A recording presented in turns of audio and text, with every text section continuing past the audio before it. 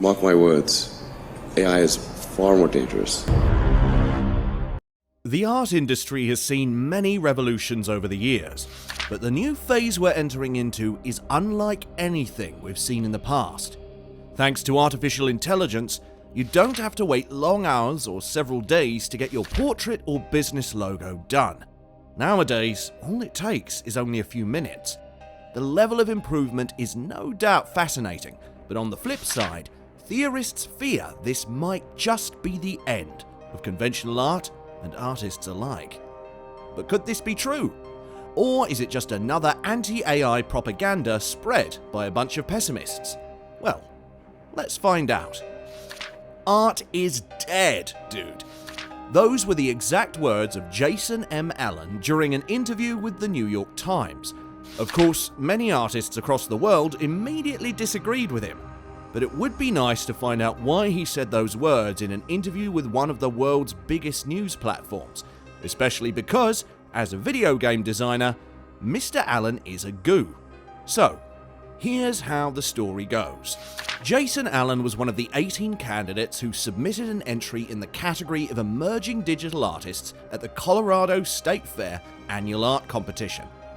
But while the other artists whipped out their painting tools and got down to business, Allen sat firmly in front of his computer, giving out instructions to an AI software called Midjourney on how he wanted his art to look.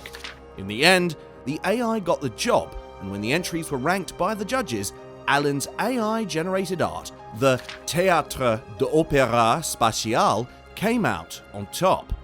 Many people cheered him on, and perhaps even tipped him to become the Leonardo da Vinci of our time, until they realised his entry was, in fact, a digital artwork created by an artificial intelligence system. It was a little too late though. Allen had been declared the winner, and his $300 winning prize was probably resting in his bank account. The turn of events didn't make sense to other contestants and other artists across the world, but Allen couldn't care less. "It's over. AI won. Humans lost," he said, in response to the outrage. But the internet wouldn't back down. What they didn't know, though, was that there are many Allens out there in the art industry who depend solely on artificial intelligence to generate several forms of art, including pictures and videos. The only difference is they're well paid for doing it, and they don't get accused of cheating. If you're a sucker for action movies, chances are you've watched a scene or clip generated by AI. Of course, it would have been hard to tell the difference because AI-generated art is just as good, if not better, than human-created art. Nowadays, AI models are able to generate high-quality realistic images and clips based on the information provided by the operator. This information could be as basic as a few texts, for example, an astronaut riding a horse, and within a few seconds, you'll have the image of an astronaut riding a horse right on your screen. No fuss, no ink spilled, just a few minutes of sitting behind the computer and your image is ready for delivery.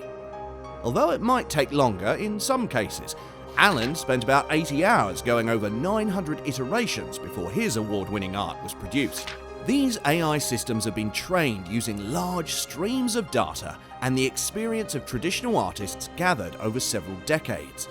With this bank of knowledge in place, they're able to produce a quality of work that humans are unable to match, and they do so at lightning speed. Interestingly, AI is able to switch movie scenes depending on the age of the viewer. So, viewers over the age of 18 get to see clips that are different from what viewers under the age of 18 will see.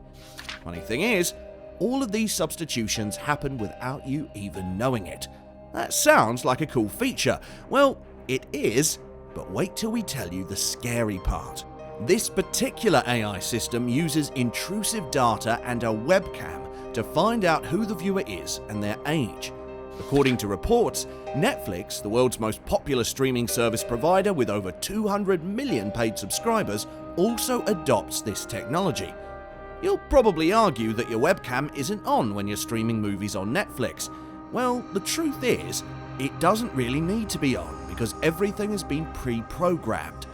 This raises questions about whether or not companies like Netflix are infringing on our privacy by adopting this technique. Of course, they'll deny it, as they've always done. but the whole arrangement and implementation certainly doesn't feel right. Only a few years ago, artificial intelligence was just another buzzword, but not anymore. In recent times, it's become the backbone of the world's biggest technologies and gadgets. From rockets to autonomous cars and even your mobile phones, it's leading us into a realm of endless possibilities across several sectors, including health, manufacturing, security, agriculture, and more. The filmmaking industry isn't left out either. In the past, filmmakers had to spend hours on making deepfake image enhancements and rotoscoping, but these tasks can now be performed within minutes or seconds thanks to the entry of AI into the industry. Some theorists have always had the feeling that AI would someday become superior to humans one day, but in recent times, we've seen several demonstrations to prove those fears right. A prime example is the DALL-E 2 AI system, which defeated a group in a contest to draw a beaver sharpening a pencil with his teeth, a very beautiful award-winning digital art. The AI only needed 23 seconds to deliver the finished product, and the human artists, they gave it their best shot, but the AI was simply too quick. The artists did get a second chance though. This time the task was to produce a kitten DJing at a busy nightclub drawn in Sharpie. The outcome wasn't any different. Another round of tests was conducted, but the human artists were schooled yet again. Actually, we've been getting schooled by artificial intelligence for quite some time now. Want to know how? Just unlock your phone and scroll through different websites. You see those targeted ads? Yeah, those ones you're currently staring at. They're all handpicked by artificial intelligence. The fusion of art and AI has a lot of benefits for artists and consumers alike. At the very least, AI will allow art creators to put out more work within a short while. Art collectors will have more options to choose from, and perhaps for a cheaper price. But at what cost really?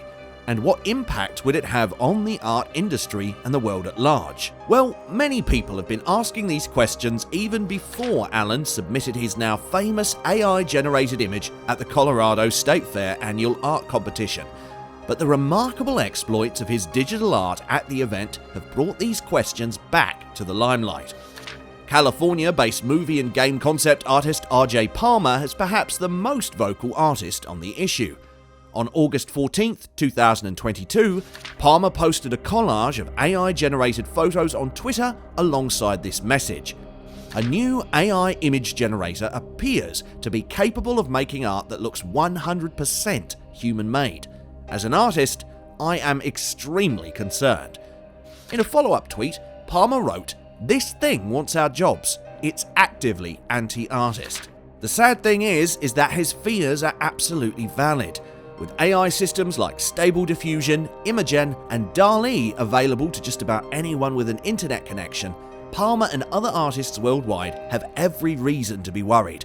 It wouldn't be out of place if they were angry as well, because this whole art and AI combination heavily depends on the years of experience and millions of images drawn by human artists. For instance, DALL-E's been programmed using 12 billion parameters, and Stable Diffusion was trained with 100,000 gigabytes of pictures sourced from the internet. So in the end, it's more like the tech nerds at Silicon Valley are using AI to reap artists of their years of hard work. But despite all the online outrage and complaints, the Design and Artists Copyright Society, DACS, insists that it is not against AI-generated art, which means Alan's digital art entry at the Colorado State Fair annual art competition is valid, and other artists can repeat the same process to win other art competitions. Even worse is the fact that artists whose work was used to train those AI models are not remunerated at all. They're not paid royalties or image rights. This is quite sad, especially considering that the end of original or traditional art is fast approaching, and they may soon be put out of their jobs by AI.